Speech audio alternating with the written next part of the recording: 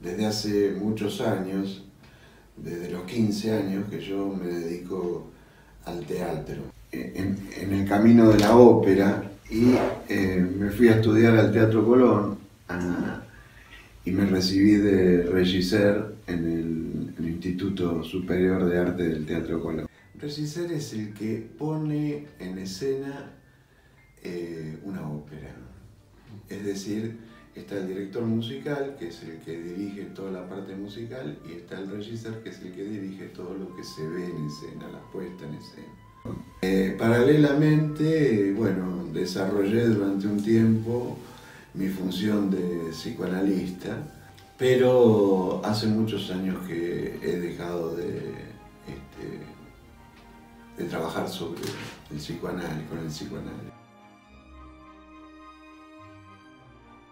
Digo, la ópera, ojo, la ópera se puede hacer con 4 cosas y muy bien, y contar la ópera. Porque la ópera es la conjunción exacta entre palabra y música, ¿no? La ópera es drama y música. Sí, la ópera comienza en realidad con darle vida a los personajes mitológicos que pudieran ser creíbles, que para hablar cantaran. El primer personaje usado mucho en la ópera, por eso es Orfeo, que se movía como un juglar, ¿no?, según la mitología, y andaba con una lira y era músico, ¿no? La ópera empieza a encarnar distintas cuestiones, sobre todo en el siglo XVIII, con la aparición de Mozart. Mozart, masón, y se empieza a preocupar mucho por mostrar determinadas realidades. Entonces empieza a rescatar textos como, por ejemplo, los textos de Beaumarchais en Bodas de Fígaro, que eran textos muy discutidos en Francia y bastante censurados, porque criticaba muchísimo a la nobleza. Entonces, bueno, el tema de la ópera Bodas de Fígaro es la permanente burla, ¿no?, que hace el Fígaro, su empleado, al conde, ¿no? Y cómo el conde se transforma en una especie de que lo único que puede hacer es saltar de cama en cama y tratar de tener sexo con todas las mujeres del palacio, ¿no? Y la verdad, lo esencial, está puesto, por ejemplo, en el personaje del Fígaro, ¿no?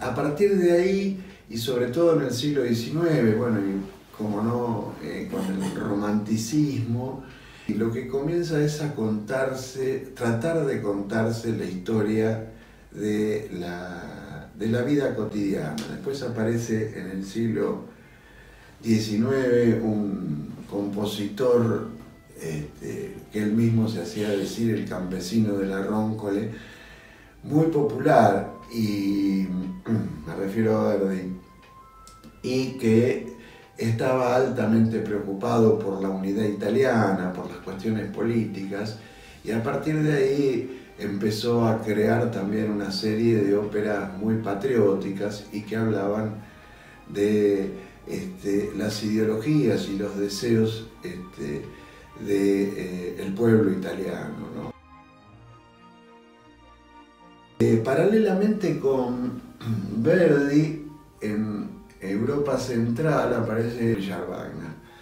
Y Richard Wagner, también muy preocupado por lo social. Richard Wagner vive muchísimos años de su vida en el exilio en Zúrich, por haber participado de la sublevación de Dresde de 1849, o sea, con toda la importancia que eso tenía, ¿no? La pelea contra Prusia, contra el Imperio Austrohúngaro.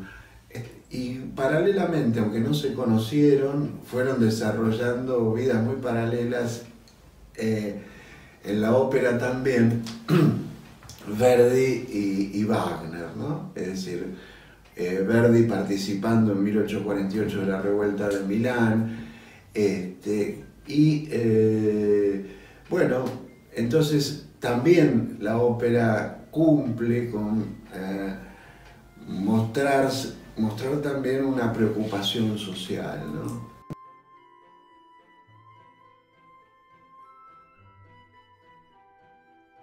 Y lo primero que se me viene a la cabeza cuando pienso en amor, sexualidad y muerte es Tristán y Isolda de Wagner, ¿no? La idea obsesiva que Wagner tenía de que el amor solo se puede concretar en la muerte. Es decir, ojalá se vaya pronto el día, dicen en Tristán y Isolda, y todo el tiempo sea la noche, y se envenenan juntos para poder vivir y consumar ese amor de verdad, y en ese sentido redimir la historia del amor, ¿no? Y la sexualidad completamente alejada. Me da la sensación de una sexualidad más profunda, ¿no? Es decir, la cuestión del deseo carnal, ¿no? No agotarlo, mantenerlo permanente, ¿no? Entonces, ante eso, cuanto menos consumación exista, más deseo se expresa, ¿no? Bueno, hace muy interesante a las óperas las cuestiones autobiográficas de los compositores. Tanto Wagner como Verdi, muy autobiográficos. Wagner se enamoró de todas las mujeres de sus mecenas.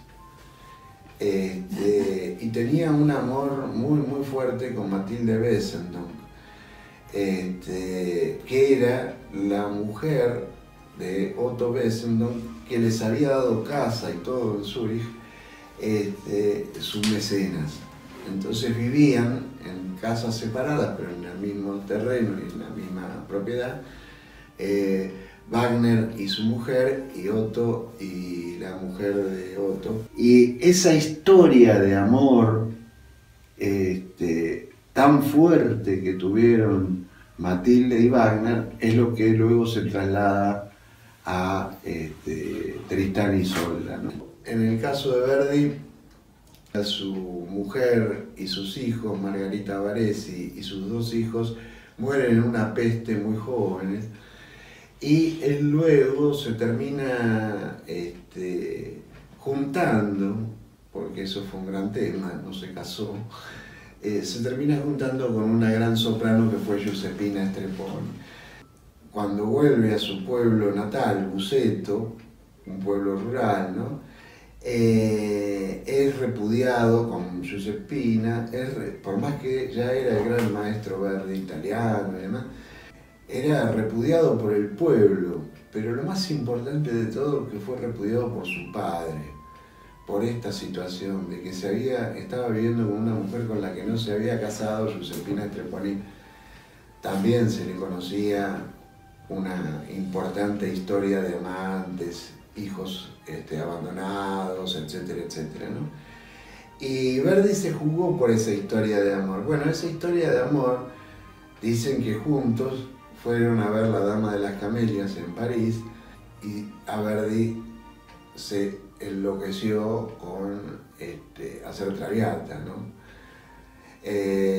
Claro, ese padre, Giorgio Germont, que aparece ahí, tiene bastante vinculación con los relatos de Verdi en sus cartas sobre su propio padre, ¿no? Si Verdi toma la historia de amor, fuertemente en el sentido más romántico, en el sentido más trágico, con las grandes pasiones y la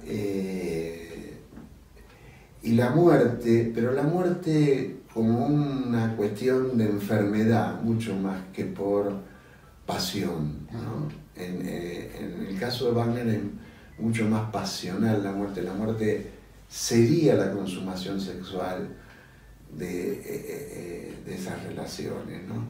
Yo decía antes que tenía mucho que ver con la vida de Verdi y Giuseppina Strepponi, esta ópera, ¿no? Es decir, muy asociado con a dónde se fueron a vivir Alfredo y Violeta, ¿no? En La Traviata. Y en las óperas todo el tiempo. Todo el tiempo hay un padre, sino una figura paterna, un tío, pero siempre hay alguien... Una versión del padre. Una versión del padre, sí, claro, claro. En Tristán y Isolda está el tío de Tristán, que él va a buscar sacrificadamente a la persona de la cual él está enamorado para entregársela al tío, ¿no? Y después no se puede evitar que eso no, que la verdadera relación se desarrolle entre Tristán e Isolda. En Verdi el amor, a ver, se juega más interesantemente cuando él se pone a investigar no exactamente los amores de pareja. Por ejemplo, Rigoletto, el amor entre un padre y una hija. El absurdo de Rigoletto de querer resguardar a la hija del duque de Mantua, del cual él era bufón. Entonces, al conocer las orgías que hacía el duque de Mantua, primero esconde que tiene una hija y después a la hija la tiene escondida y le dice que solo puede salir para ir a la iglesia. Bueno, ¿qué pasó en uno de esos paseos? Para ir a la iglesia se enamoró altamente del duque de Mantua, ¿no? Esa historia es muy interesante, la historia de Rigoletto en cuanto al amor, la sexualidad reprimida y la muerte, ¿no? Porque Rigoletto quiere y paga para asesinar al duque de Mantua por haber manchado el honor de su hija. Termina matando a su hija. El sicario destinado a matar al duque de Mantua decide hacer otra cosa. Y entonces va a matar a la primera persona, se la va a dar en una bolsa a Rigoletto, como diciendo que ya cumplí, la tiramos al agua, pero no va a matar al duque de Mantua. Y justamente la persona con la que se encuentra es la hija de Rigoletto. Entonces la mata a la hija y la desesperación de Rigoletto en el final, ¿no? En esa relación muy particular, muy... ¿Incestuosa? Muy incestuosa. Es interesante el tema Puccini, porque además Puccini tenía especial amor por las mujeres, ¿no? Es decir, además de haber tenido muchas amantes, pero digo, especial amor por las mujeres. Entonces todos sus personajes femeninos son personajes muy dotados de un amor, ¿cómo decir? Servil, diría, ¿no? Un amor servil, muy ubicados en un lugar de objeto. Pues por otro lado, ya en Puccini empieza a aparecer, posteriormente a Verdi, ya empieza a aparecer más la historia de amor de a dos, ¿no? Y, por ejemplo, y la historia de amor, a ver cómo decirlo, ficcionada, ¿no? Por ejemplo, Bohème, ¿no es cierto? Bueno, todos los personajes en esta ópera, en Bohème, son personajes que viven el amor desde lugares absolutamente fingidos, ¿no? Es decir, no... Es decir, cada uno hace lo que se supone debe hacer para enamorar al otro, pero nadie es verdaderamente auténtico.